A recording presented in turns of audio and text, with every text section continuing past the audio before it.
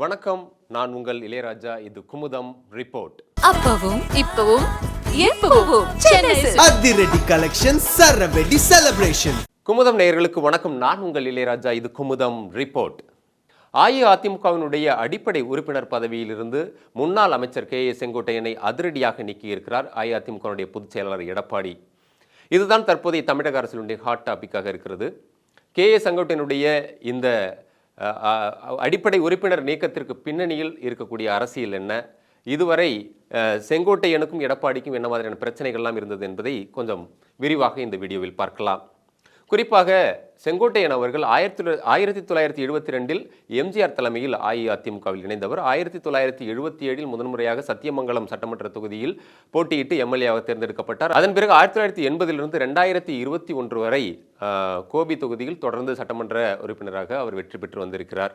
இந்த நிலையில்தான் தற்போது அவர் அஇஅதிமுகவிலிருந்து அதிரடியாக நீக்கப்பட்டிருப்பது பலரையும் அதிர்ச்சியடை செய்திருக்கிறது. குறிப்பாக அஇஅதிமுகவினுடைய தொண்டர்கள், செங்கோட்டையனுடைய அனுதாபிகளுக்கு இது மிகப்பெரிய அதிர்ச்சியாக இருக்கிறது.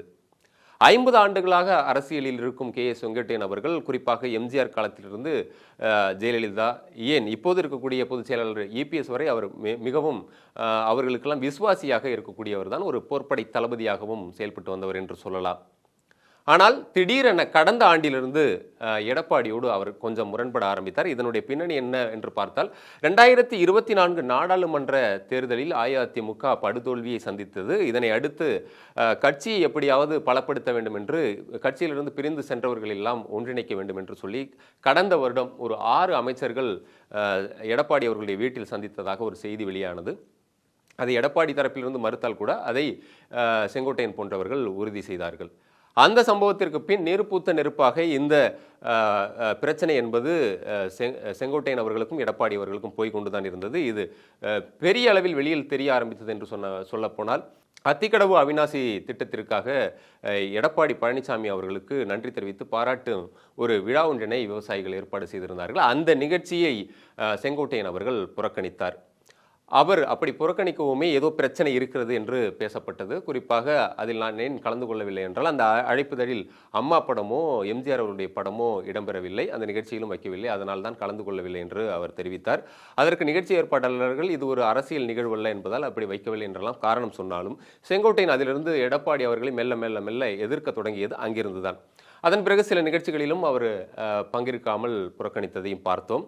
அதன் பிறகு கடந்த செப்டம்பர் மாதம் செங்கோட்டையன் அவர்கள் திடீரென ஒரு பிரஸ் மீட்டை வைத்து அதிரடியாக சில விஷயங்களை எல்லாம் தெரிவித்தார். குறிப்பாக 10 நாட்கள் கெடு விதித்து செப்டம்பர் 15க்குள் ஒரு முடிவை தெரிவிக்க வேண்டும் என்று எடப்பாடிக்கு செய்தியெல்லாம் சொன்னார். ஆனால் அடுத்த நாளே அதிரடியாக எடப்பாடி தரப்பிலிருந்து அனைத்து பொறுப்புகளிலிருந்தும் பதவியிலிருந்தும் அவர் நீக்கப்பட்டார். ஆனால் அவர் எம்எல்ஏவாக இருப்பதால் அடிப்படை உறுப்பினர் பதவியிலிருந்து மட்டும் அவரை நீக்காமல் வைத்திருந்தார்.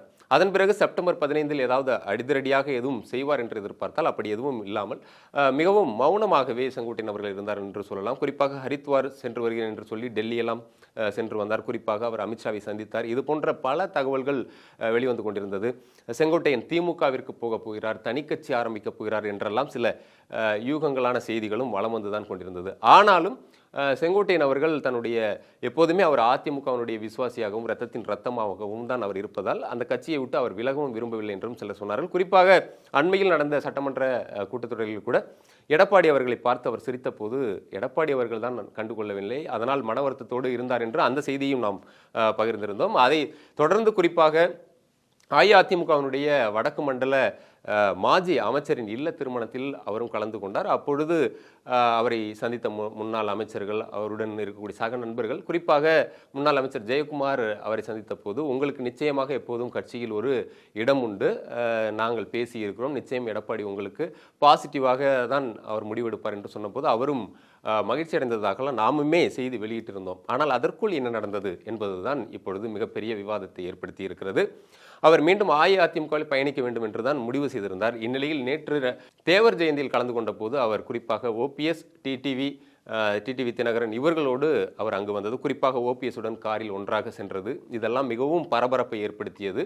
இந்நிலையில் கட்சியை விட்டு விலக்கினால் நான் சந்தோஷப்படுவேன் என்றும் அவர் கூறியிருந்தார். இதனை அடுத்து எடப்பாடி அவர்கள் இன்று சேலத்தில் தன்னுடைய ஆதரவாளர் நிர்வாகிகளுடன் ஆலோசனை நடத்தி இன்று அவர் அடிப்படை உறுப்பினர் பதவியிலிருந்து நீக்கப்படுகிறார் என்று அதிரடியாக அந்த அறிவிப்பையும் வெளியிட்டிருக்கிறார். அந்த அறிவிப்பில் என்ன கூறப்பட்டிருக்கிறது என்றால், கழகத்தின் கொள்கை குறிக்கோள்களுக்கும் கோட்பாடுகளுக்கும் முரணான வகையில் செயல்பட்டதாலும், கழகத்தின் சட்டத்திட்டங்களுக்கு மாறுபட்டு கழகத்தின் ஒழுங்குமுறை குலையும் வகையில் நடந்து கொண்டதாலும், கழகத்தில் இருப்பவர்கள் கட்சியில் இருந்து நீக்கப்பட்டவர்களுடன் எவ்வித தொடர்பும் வைத்துக் கொள்ளக்கூடாது என்பது தெரிந்திருந்தும் அவர்களுடன் ஒன்றிணைந்து கழகத்தின் கண்ணியத்திற்கு மாசு ஏற்படும் வகையில் கழக கட்டுப்பாட்டை மீறி கழகத்திற்கு களங்கமும் அவப்பெயரும் உண்டாகும் விதத்தில் தொடர்ந்து செயல்பட்டு வருகின்ற காரணத்தினாலும் ஈரோடு புறநகர் மேற்கு மாவட்டத்தை சேர்ந்த திரு கே.ஏ. செங்கோட்டையன் எம்எல்ஏ கோபிசெட்டிப்பாளையம் சட்டமன்ற தொகுதி இன்று முதல் கழகத்தின் அடிப்படை உறுப்பினர் பொறுப்பு உட்பட அனைத்து பொறுப்புகளிலிருந்தும் நீக்கி வைக்கப்படுகிறார்.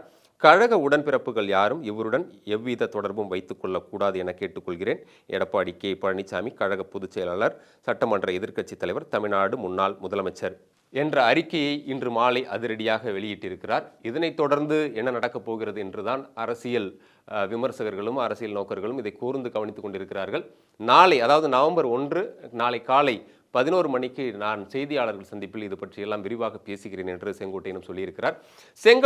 செங்கோட்டையனுடைய அடுத்த கட்ட நகர்வு என்னவாக இருக்கும்? அவர் தனி கட்சி ஆரம்பிக்கப் போகிறாரா, அல்லது திமுக போன்ற கட்சிகளுக்கு செல்வாரா, அல்லது நேற்று தேவர் ஜெயந்தியில் பார்த்ததனால் அவர் ஓபிஎஸ், டிடிவி, சசிகலா இவர்களுடன் இணைந்து இன்னொரு தர்ம யுத்தத்திற்கு அவர் தயாராகிறாரா என்பதை பொறுத்திருந்துதான் பார்க்க வேண்டும். கண்டிப்பாக நாளை காலை அவர் செய்தியாளர்கள் சந்திப்பில் முக்கியமான செய்திகளை வெளியிடுவார் என்று எதிர்பார்க்கப்படுகிறது.